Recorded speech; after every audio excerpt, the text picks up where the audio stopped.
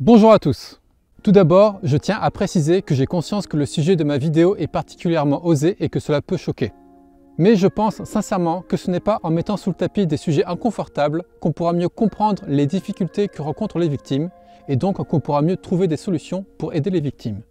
Aussi, je préviens que je ne vais pas avoir une approche juridique sur la question qui est posée, mais plutôt une approche psychologique et évolutive. Ces précisions étant faites, on peut commencer cette vidéo. C'est parti. These accusations spanned over his career. How did he get away with it for so long? Avant de rentrer dans le vif du sujet, il faut en premier lieu que je présente quelques notions en thermodynamique. Ça va peut-être vous sembler un peu hors sujet au début, mais vous allez voir par la suite que ça a son importance. Il faut comprendre que depuis le Big Bang, l'intégralité des énergies qui composent l'univers se transforment et se comportent comme si elles recherchaient par tâtonnement aveugle la meilleure optimisation possible pour pouvoir perdurer dans le temps. C'est-à-dire que toute matière, tout organisme est le résultat d'énergie qui s'auto-organise en structure. C'est d'ailleurs le principe même de la formule célèbre d'Einstein, E égale mc2. Toute matière est intrinsèquement liée à de l'énergie.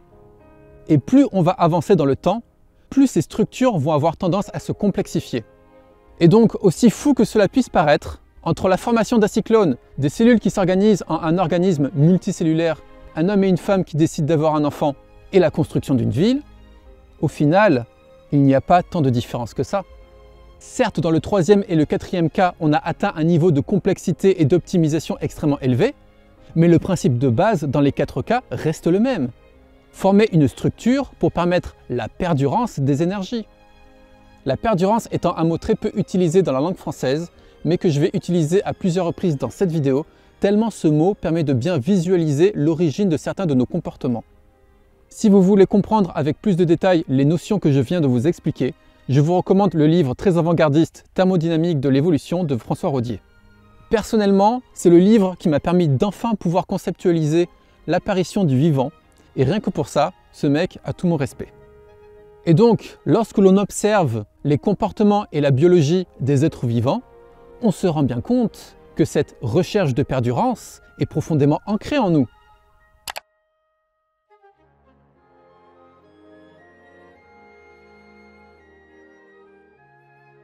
Chez les animaux, cette perdurance va bien évidemment s'effectuer via la reproduction. Et chez certaines espèces animales, les stratégies reproductives peuvent être pas charmantes du tout. Par exemple, chez les orang-outans, les femelles veulent se reproduire uniquement avec un mâle dominant.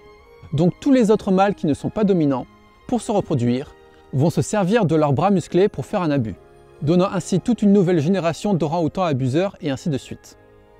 Alors certes, l'exemple que je viens de vous donner est un cas extrême, mais lorsque l'on étudie la sexualité des animaux, on se rend bien compte que l'abus est tellement omniprésent dans le règne animal qu'il est quasiment impossible de faire la liste de toutes les espèces qui en ont recours. Et chez certaines espèces, l'évolution s'est même adaptée en fonction de ce paramètre.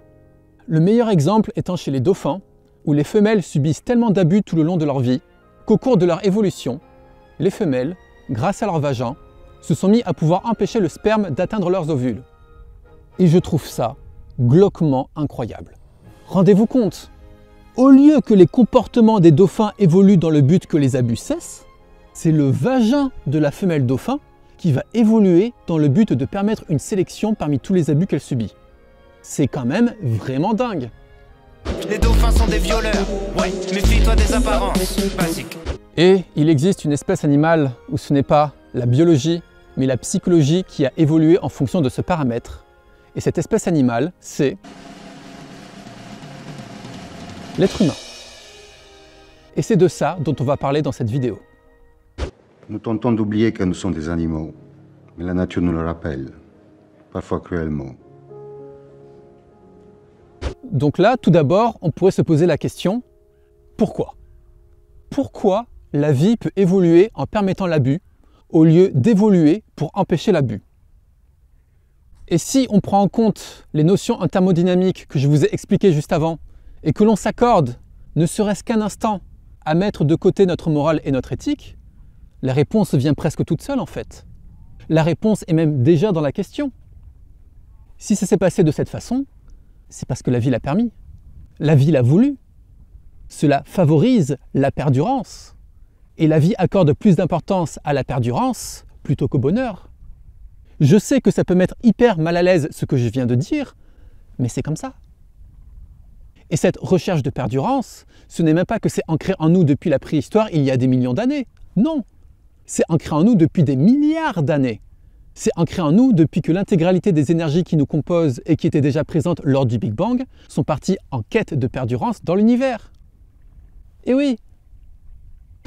Pourquoi le harcèlement sexuel est-il aussi enraciné et aussi difficile à traiter?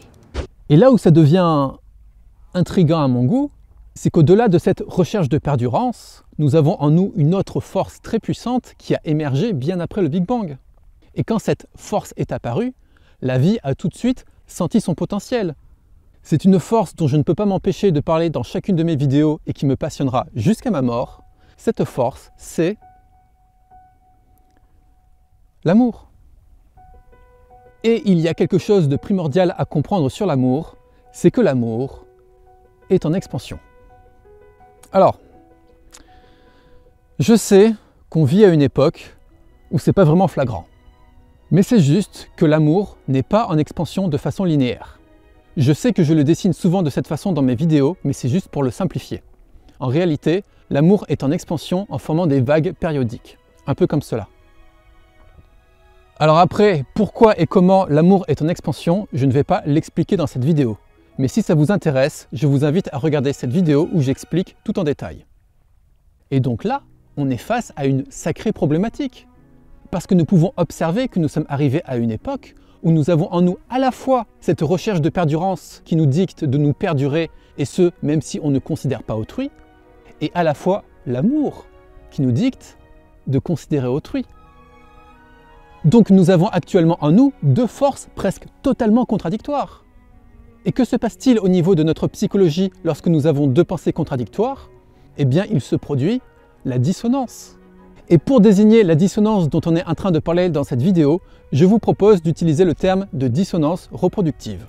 C'est une expression qui n'a jamais été nommée dans la langue française, et c'est fort dommage, parce qu'elle permet de remarquer certains détails dans le fonctionnement de nos sociétés. En fin de compte, on finit par nommer ce qu'on remarque, mais l'inverse est aussi vrai. On remarque ce que l'on nomme. Alors est-ce que finalement, on ne reste pas un peu aveugle à ce que l'on ne prend pas la peine de nommer?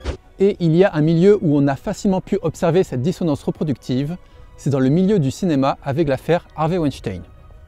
Et ce qu'il y a de dingue dans cette affaire, c'est que plus on s'y intéresse, plus on se rend compte qu'absolument tout le monde était au courant.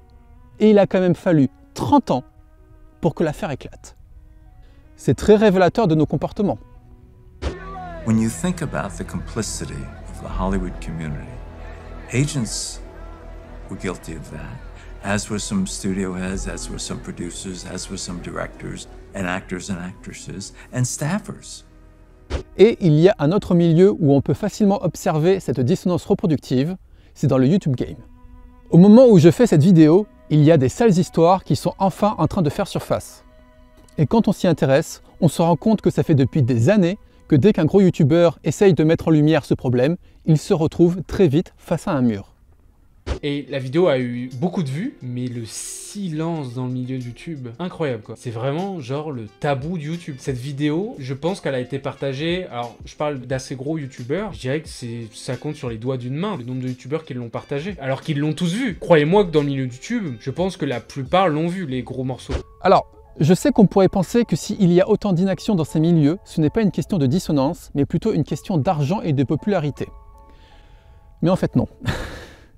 L'argent et la popularité dans ces milieux ne sont que des couches supplémentaires qui viennent renforcer cette dissonance. Parce que dans un milieu où il n'y a ni argent ni popularité qui sont en jeu, dans la vie commune, on voit bien que le pourcentage d'abus qui reste impuni est extrêmement élevé. Alors, je sais que là on pourrait me dire « Ouais, mais c'est surtout à cause du système juridique qui est mal foutu. » Ok, d'accord, mais qui est-ce qui fait ce système juridique justement? Eh oui. Alors après, certes, individuellement, il y a des personnes qui, par hypocrisie, par bonne conscience ou par pure sincérité, vont dénoncer et lutter contre ces comportements abusifs. Mais à partir du moment que vous prenez en compte toute une structure, on peut s'apercevoir que cette dissonance reproductive va plonger toute cette structure dans l'inaction collective. Just, locking up an individual isn't going to solve the problem. And the most sinister aspect of all of this is that the system enabled it, and still enables it. Et maintenant, avant de passer à la suite de la vidéo, il faut que je résume très brièvement la vidéo que j'ai réalisée juste avant. Dans cette vidéo, je passe par un sujet tragique pour présenter un biais qui n'a jamais été nommé, mais qui se remarque pourtant très facilement. Ce biais, c'est le biais de reproduction. Qu'est-ce donc? Eh bien, tout comme le très célèbre biais de négativité biaise notre perception en nous faisant plus remarquer les éléments négatifs que positifs pour augmenter nos chances de survie, eh bien, le biais de reproduction biaise notre perception pour nous faire plus remarquer la détresse des femmes plutôt que la détresse des hommes pour augmenter nos chances de reproduction. Par exemple, sur Internet, vous pouvez très facilement trouver des vidéos de deux personnes qui simulent une dispute, et quand c'est l'homme qui se fait violenter, les gens dans les alentours vont en général ne pas intervenir. Y a personne qui va venir, hein? T'es qu'un bon à rien, vieux! T'es qu'un bon à rien!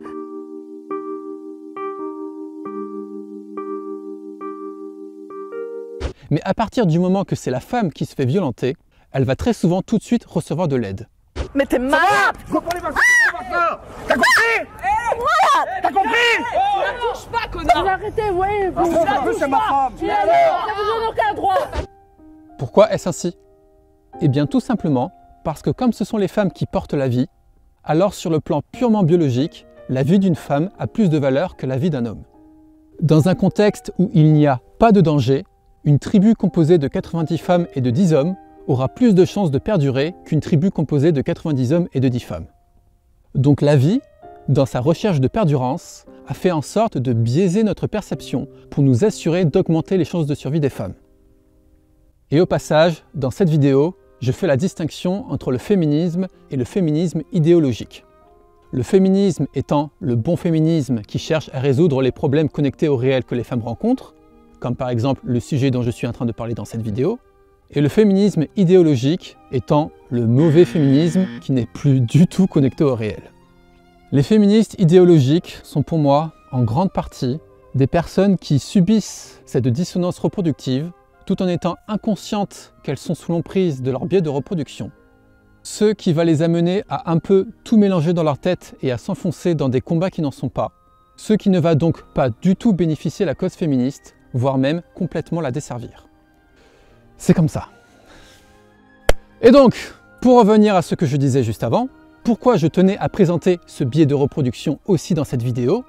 Eh bien, parce qu'il y a un phénomène que je trouve intéressant, c'est que certes, ce biais de reproduction va permettre aux femmes de bénéficier de privilèges que les hommes n'ont pas. C'est que certes, ce biais de reproduction va nous pousser à assurer la survie des femmes face aux multiples dangers. Les femmes et les enfants d'abord! Mais,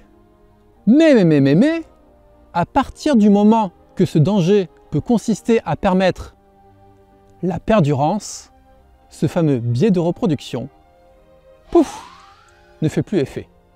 On se rend compte que notre programmation évolutive va accorder plus d'importance à notre dissonance reproductive plutôt qu'à notre biais de reproduction.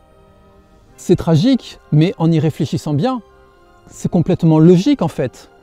C'est la reproduction qui permet la perdurance, alors que la survie sans la reproduction ne permet pas la perdurance. C'est comme ça. Dès lors qu'on parle d'un viol, il y a un doute systématique qui vient nuancer et souvent décrédibiliser les propos des rares personnes qui osent parler. Et donc au final, pourquoi est-ce si compliqué de dénoncer un abus? Eh bien parce que les victimes, au-delà du traumatisme psychologique qu'elles ont vécu, vont devoir faire face à cette dissonance reproductive qui va rendre difficile cette recherche de structure pouvant les aider à faire face aux difficultés qu'elles rencontrent. Voilà. Alors, je sais que dans cette vidéo, j'ai vraiment eu l'impression de dire beaucoup de choses pour au final amener des idées relativement simples. Mais vraiment pour moi, le fait d'avoir pris le temps de mettre des mots sur des expressions non nommées et d'observer leur impact dans nos comportements m'a vraiment permis de comprendre certaines subtilités que je ne voyais pas avant. Et pour conclure cette vidéo, on pourrait chercher à prédire comment notre comportement en fonction de l'abus va évoluer dans les années à venir. Personnellement, j'ai deux hypothèses principales. La première, c'est que si on reprend le graphique que je vous ai déjà montré, eh bien comme l'amour est en expansion, nous allons psychologiquement peu à peu sortir de cette dissonance reproductive, et donc plus on va avancer dans le temps, plus l'abus va diminuer en fréquence jusqu'à se raréfier. Voilà. Ma deuxième hypothèse n'est pas aussi positive et pourrait me demander pas mal de temps à l'expliquer en détail. Mais je ne vais pas le faire ici parce que ce sera le sujet principal d'une autre vidéo. Mais pour le faire très simple, je pense très fortement que plus on va avancer dans le temps, plus notre panel d'émotions va s'élargir et se complexifier. Et il faut comprendre que pendant notre évolution émotionnelle, le cerveau a développé des recours psychologiques pour pouvoir soutenir cette complexification de nos émotions. Comme par exemple les dissonances, mais aussi le déni. Et donc plus on va avancer dans le temps, plus je pense qu'il est probable que le cerveau humain va avoir recours à la dissonance ou au déni. Et donc vis-à-vis de l'abus, je pense qu'il est probable que le cerveau humain renforce ou fasse émerger un recours psychologique pour pouvoir permettre l'expansion de l'amour tout en conservant au maximum cette recherche de perdurance. Et cela peut donner un résultat pas forcément charmant. Voilà pour la deuxième hypothèse. Mais de toute façon, le très gros problème quand on essaye de faire des prédictions, c'est qu'il suffit de ne pas prendre en compte une information cruciale dont on n'a pas forcément accès pour complètement se tromper sur le résultat. Donc c'est pas facile. Mais vous qui regardez cette vidéo, je vous invite, si vous le souhaitez, à chercher à deviner comment notre comportement va évoluer dans les années à venir en fonction de l'abus. Personnellement, j'ai plus tendance à penser que ça va être l'hypothèse 1 qui va se produire. Et de façon générale, je pense et j'espère que l'humanité prendra de plus en plus conscience de son fonctionnement et ainsi prendra de plus en plus le contrôle de son évolution au lieu de se contenter de la subir. Voilà.